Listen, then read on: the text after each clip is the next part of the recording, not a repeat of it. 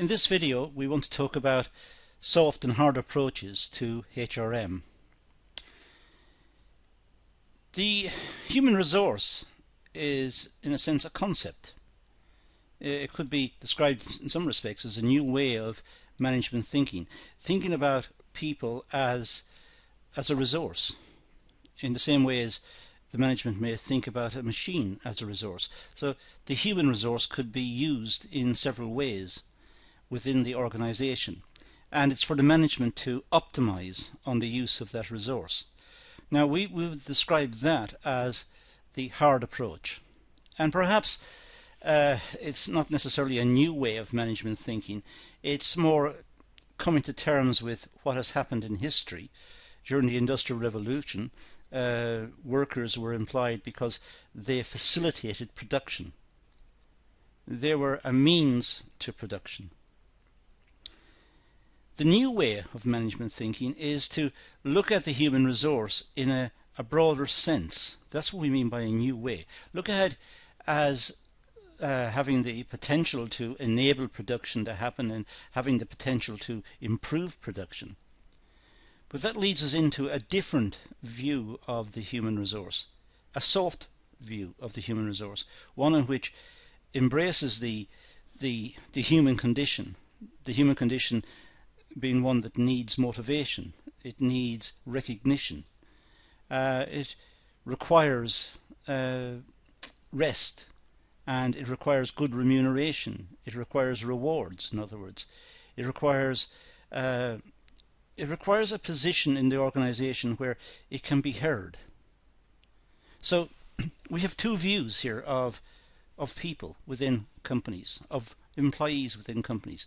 One, the more historic way of thinking about the human resource, and that is the human resource simply was used to facilitate production, to move items around and to make end products or intermediate products, or to facilitate their production.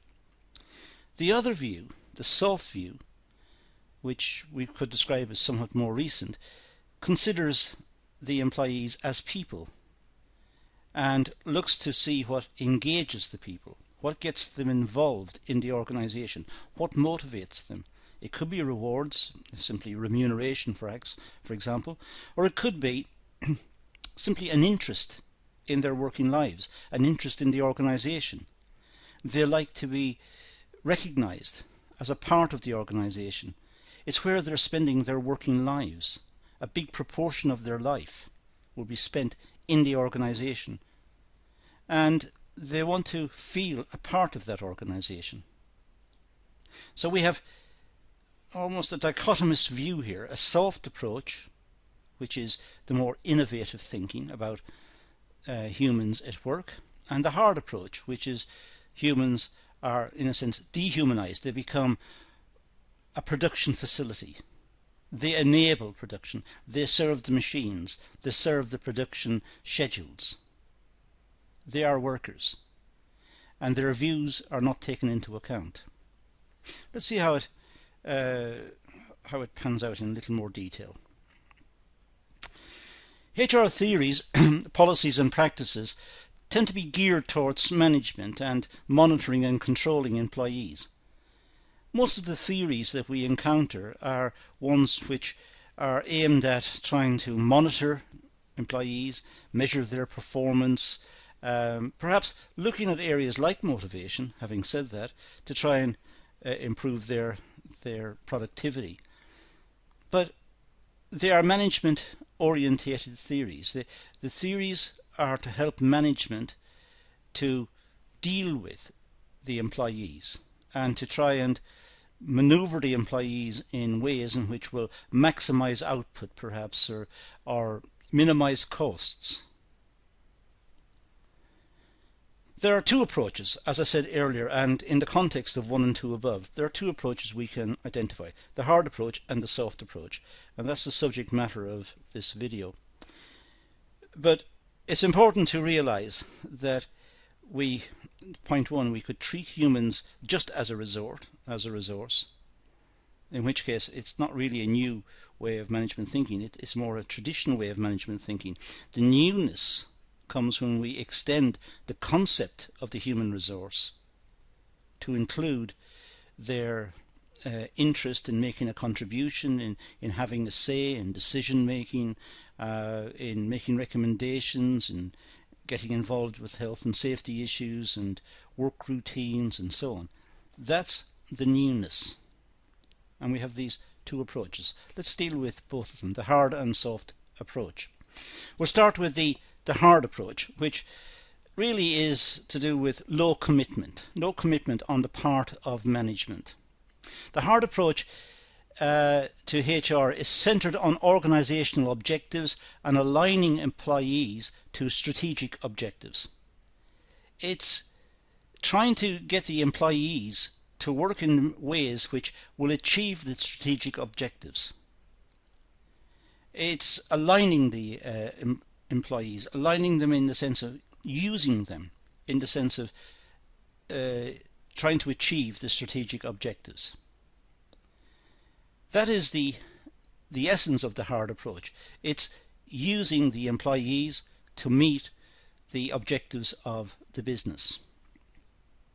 It's a business-orientated approach, low employee commitment.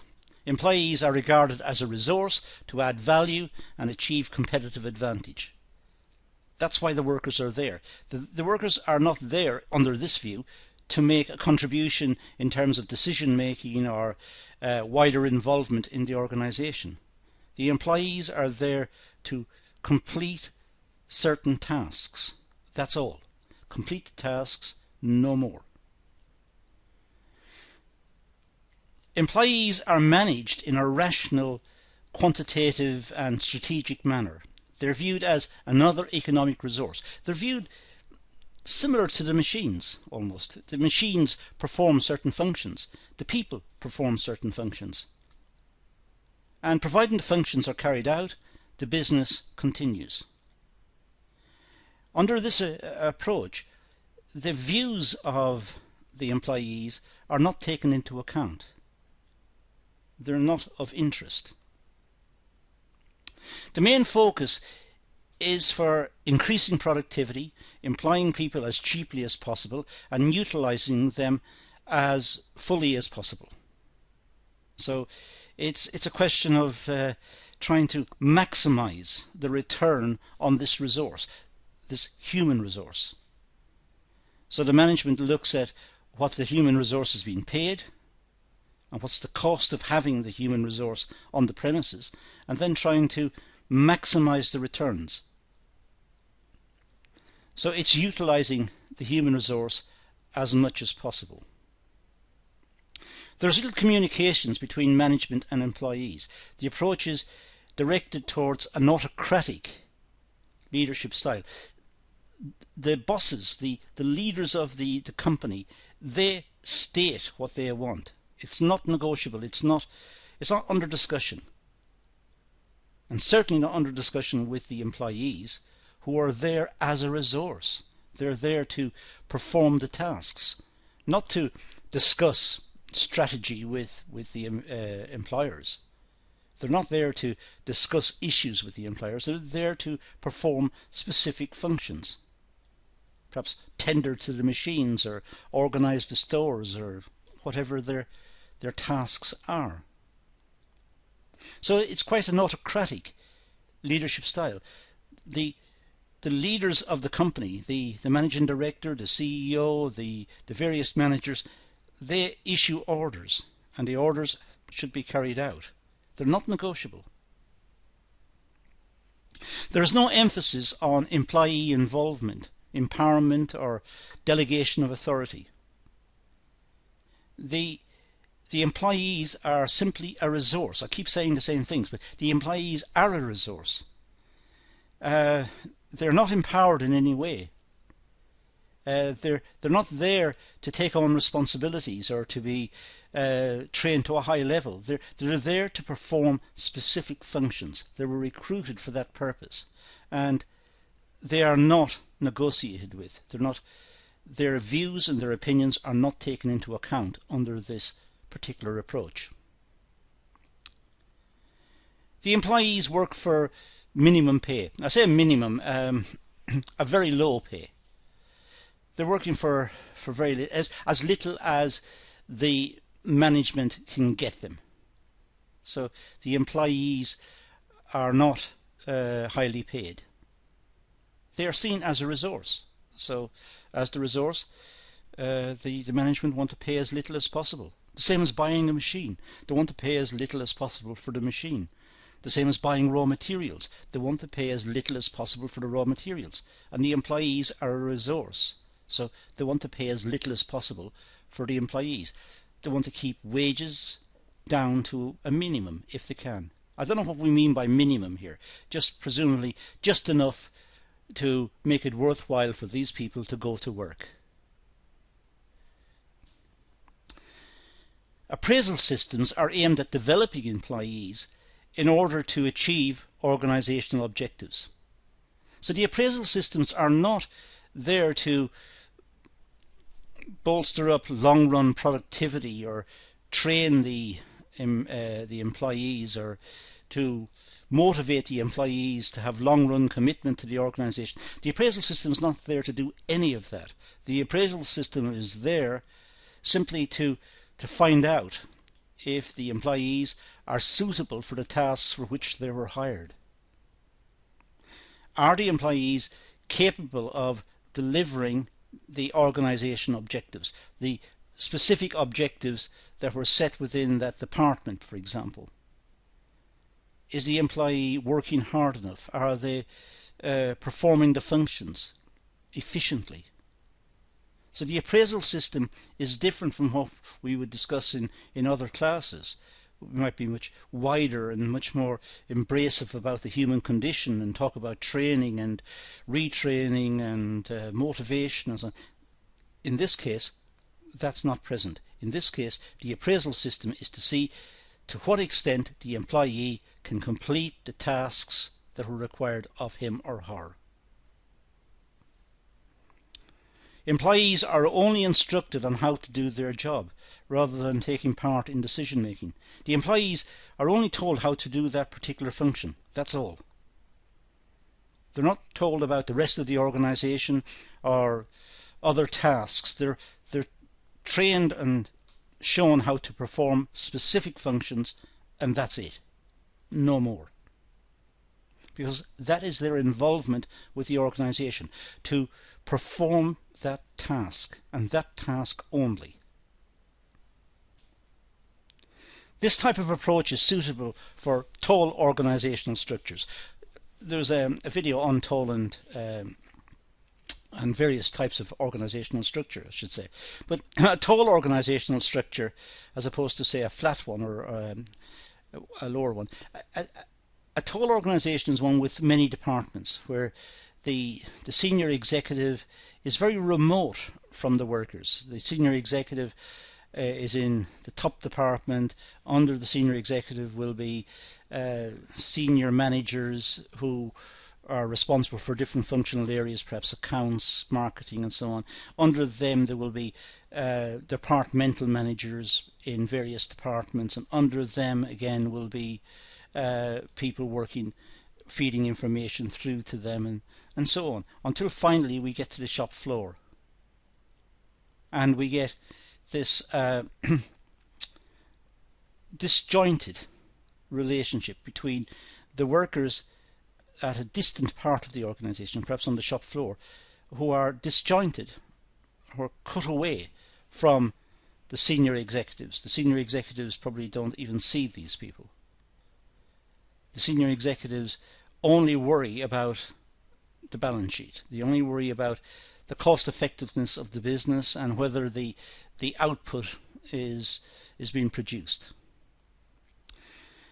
Now, I talk about in the context of mostly manual workers, and that's what my discussion up to now seems to suggest. But in fact, this could apply to office staff. It can apply to many different areas of the organization. It can apply to junior management who are given specific tasks to perform, and that's it. Once they perform those tasks, that's the end of their role. They're not involved anymore. And if they leave, they will recruit someone else to perform those tasks. And this would be junior management. So it's as if the top management are not involved day to day in terms of the business, or looking at the conditions of the employees or of the various strata that are in a sense cut off from them. So the workers within the organisation simply perform tasks and they are not consulted.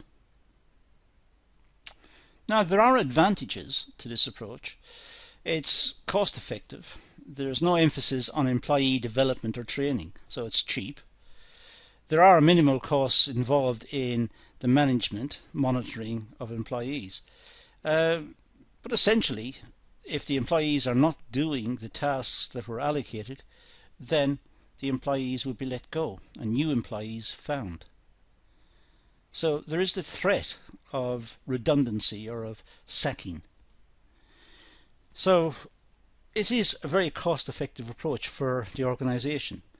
It's almost run on fear.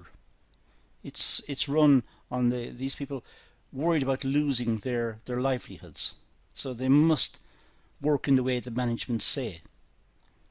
But they really are alienated from the organisation. They are there just to do particular tasks. It does enable faster decision making. One-way communication. Therefore, decision making is at the senior management level.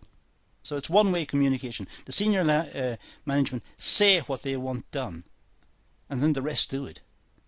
So the senior management say the production will be organised in the following way, and then that's it. That's how it's produced. That's how it's organised. Employees are not given the authority to contribute to the decision making. Employees are not involved, and their opinions are not sought. There are also disadvantages, as you would expect. It's demotivating for employees. Employees are not valued. No consideration of their skills, capabilities, or development. The employees are simply, they're not considered. So the employees are demotivated. They're not involved in the business. They don't see the business as something that encourages their involvement. So they perform particular tasks, get paid, and that's the end of it.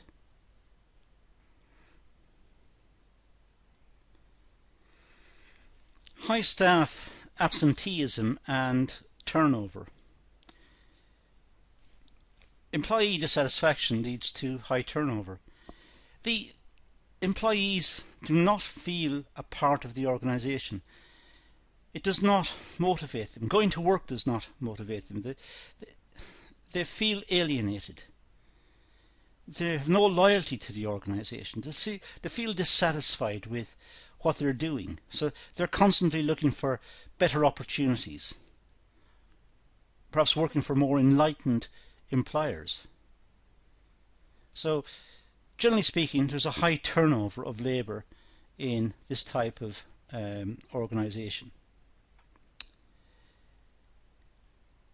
It's an ineffective recruiting practice. Recruitment is based on employee capability to do the job. That's all there is.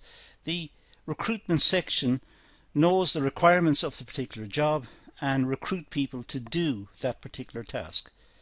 They don't look for wider qualifications or particular aptitudes or skills or retraining capability. They don't look for that. They look for someone who can just do that particular task. So it's not very effective recruitment. Sorry, I'll just go back there. I should say it is effective in the sense that they find people just to do the particular task. But given they may leave quickly, it's not very effective. Sorry, that's what I meant. Now, the soft approach. Well, it's high commitment. This concept is based on the human relations school, and develops the work of Elton Mayo, which is dealt with in other videos. This is a softer element and is concerned with employee development and work behaviour. It's termed softer because it deals with the employee's development, it deals with their work behaviour, it deals with the individual. It tries to motivate the individual and get them involved.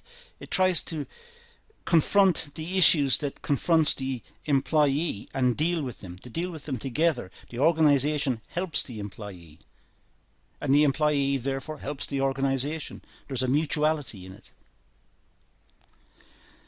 There is greater emphasis placed on relationship building, motivation, performance monitoring, leadership and communications. It's much more working together. The employee and the organisation working together to try to achieve better outcomes. Employees are placed at the centre of the organisation. They are a valued asset. Using the term asset sounds a little insulting, but it's meant in this context to be it's a term that praises the employees. They are an asset to the business. In other words, they are a credit to the business. In the language, it means that they are valuable. They're valuable to the business, and their contribution is respected and encouraged. So it's a much more working together relationship. Competitive advantage is achieved through employee commitment, participation, performance, adaptability and loyalty. This is what gives the organisation its competitive advantage. This is what gives the organisation its permanence and its ability to take on new challenges, because it knows that the workforce will try its best to accommodate the changes and will try to learn new skills and will try to adapt, because the workforce are loyal to the organisation. They respect the organisation, they respect the management, because the management respects them. This is based on the unitarist concept. Employees and management share a common goal and work together to achieve organisational objectives. They're all in it together. Management and employees working together for the betterment of the organisation. It's in both their interest that the organisation survives and thrives. The management want to keep their jobs in the same way as the employees want to keep their jobs. They want the organisation to prosper so that they will prosper as well.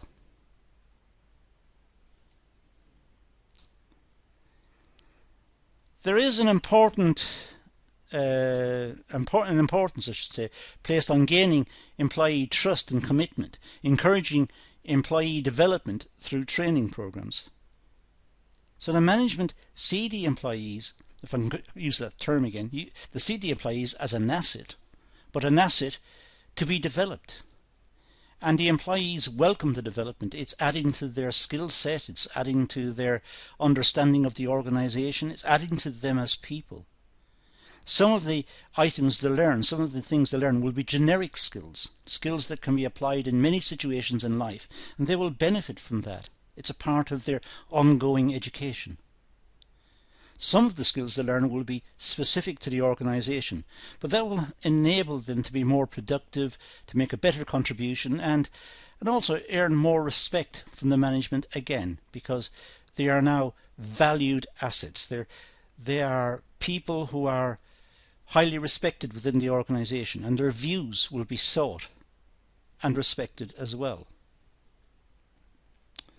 The approach is effective for flat organisations. In other words, flat organisations means there are few layers of management between the top management and the shop floor. There might be the top management and perhaps one layer of management in between and the shop floor. But really under this framework, the top management of the business know what's happening on the shop floor. They spend a lot of time on the shop floor discussing with the employees and looking at what's happening and understanding the business and what's happening in detail in terms of production and output and the issues that are being confronted on a day-to-day basis on the shop floor. They're not remote. The hard approach, the management was remote from the employees. In this case, the management are involved with the employees. It's a shared culture. Two-way communication can be encouraged. The soft approach tends to be adopted by democratic leadership styles. The leadership of the company should seek the opinions of the workers, ask for their opinions and their contributions, and it doesn't mean it has to accept everything that's said by the employees. But sometimes the employees can come up with perspectives that haven't been thought about before. They can come up with suggestions which will greatly improve the productivity of the business and or improve its competitiveness. Perhaps ideas that management has missed, management didn't consider. So it's a democratic leadership style. They are consulted. The employees are consulted, the different layers of management are consulted, and it's a framework for decision making. And they've all got a vested interest in the business that it continues, so they will make proper contributions, serious contributions, and they will be respected for doing that. The soft approach, well, it's embedded in long-term workforce planning, where employees are promoted from within. And the employees within the business should see that they have opportunities sometimes to get promotion. And employees who are particularly skillful, particularly adept at doing certain tasks, are diligent about their work, they're timely, they arrive on time and make a good contribution to the business, and are also good team workers and get on well with the other employees. These may be candidates for internal promotion, which will again improve motivation. Others will see people being promoted around them and they think that could happen to me, and it'll improve their motivation as well.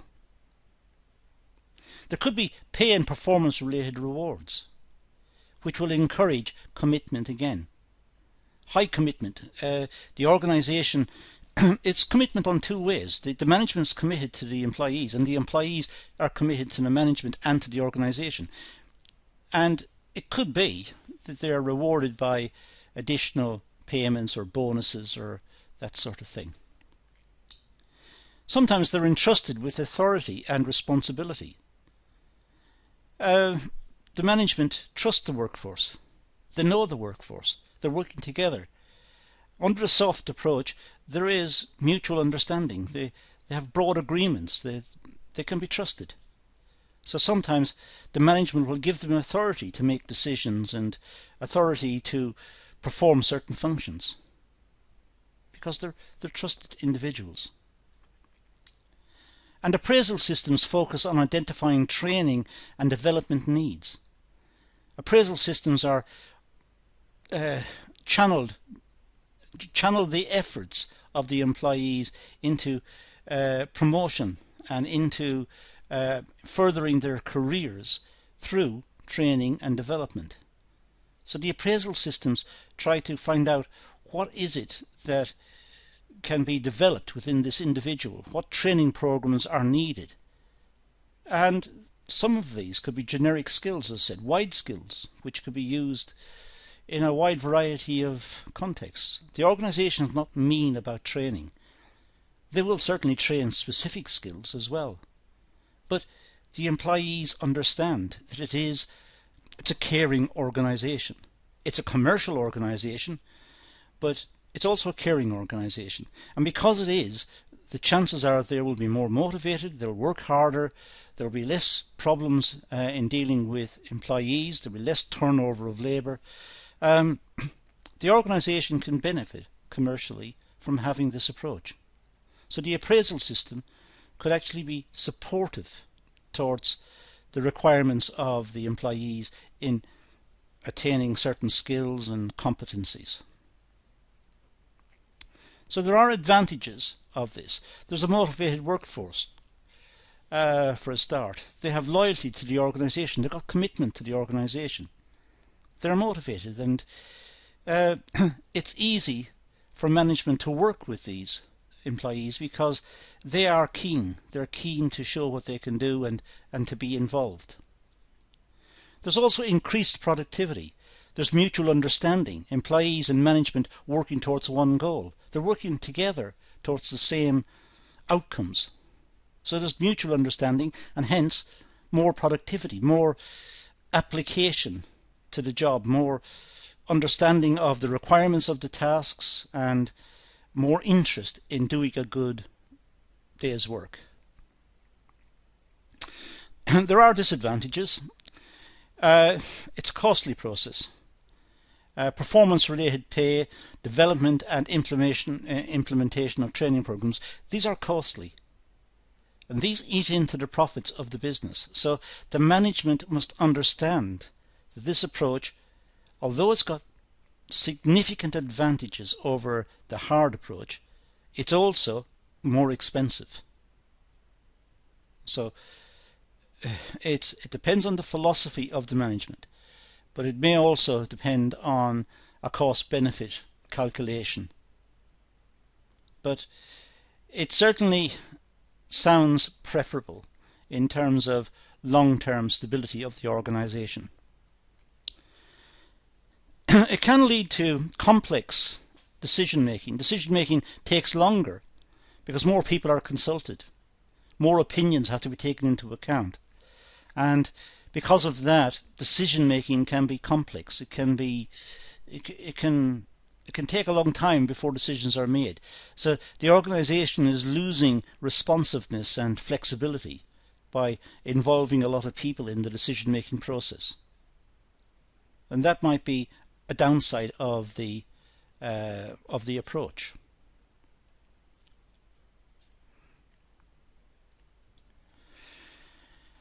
Both approaches carry their merits. However, the suitability of each relies on the organisation. It depends on what's been made, what the product is. It depends on the philosophy of the management. It depends on the personality traits almost of the senior management. Do they want the employees to be involved and to make a contribution? Perhaps they don't want. Perhaps they see it as problematic. They see it as widespread consultation, which is costly, provision of training programs from which they may not benefit entirely. So it depends. It depends on the organisation, it depends on the philosophy of the management, the approach of the management. It depends on also the goals and vision of the business. What does the business want to achieve? How does it want to achieve it? The organisation has to specify what its goals are and what its vision is. And if its vision is to make as much profit as possible in a short space of time, maybe the hard approach is the way to go. It seems particularly hard for the employees who are almost dehumanized by the whole process. They are seen simply as a means to achieving certain tasks. They're not consulted, they're not dealt with in a human way. The soft approach is much more inclusive. It enables the employees to make a feedback and to feel a part of the organisation. So it depends on the vision of the business. What does the business want? The organisation may want a long-term committed workforce or a cost-effective business. A long-term committed workforce is the soft approach, gaining the confidence of the workforce, gaining their loyalty, understanding their concerns, providing them with information about the business and the future prospects of the business and so on. Or is it just simply a case of producing the product as cheaply as possible, getting as much produced as quickly as possible at the cheapest possible rate? There are issues here, wider issues that could be brought into play at this stage. Many businesses nowadays look towards global markets, and they can only compete in global markets if they are very cheap, if they are competitive. And being competitive, generally speaking, does not bode well for the employees of organizations. The employees may be used intensively to produce output and to produce it at the cheapest possible wage. So maybe the whole process of globalization and what we consider to be cheap items coming in from other countries, these are produced under very onerous conditions for the employees elsewhere. And maybe the hard approach is forced on the organizations if they are to engage in this globalized process. And it's forced on the employees as well. It's forced on the management and the employees. It's worth considering that perspective, which may explain the freedom that some managements have in whether to adopt a soft or a hard approach. Sometimes they have no freedom because of the competitive nature of the market. It is entirely the organization's decision on the approach best to suit them. And having said all of what we've just said, of course, whether it's a soft approach or a hard approach that's adopted by management, it's management who determines that. In some countries, of course, there are regulatory frameworks that the management must abide by, statutory frameworks, and these will constitute some constraints on the management to simply use or abuse the employees too much. So there will be statutory requirements, for example, within the European Union, and there may also be other requirements in terms of location and how production takes place and health and safety and so on that will be applied as well. So there may be statutory requirements, but having said all of that, the decision still rests with management as to which direction to travel. So that concludes our talk on soft and hard approaches to HR. And that's all we're going to deal with in this session, so we're going to leave it at that and say thank you for watching.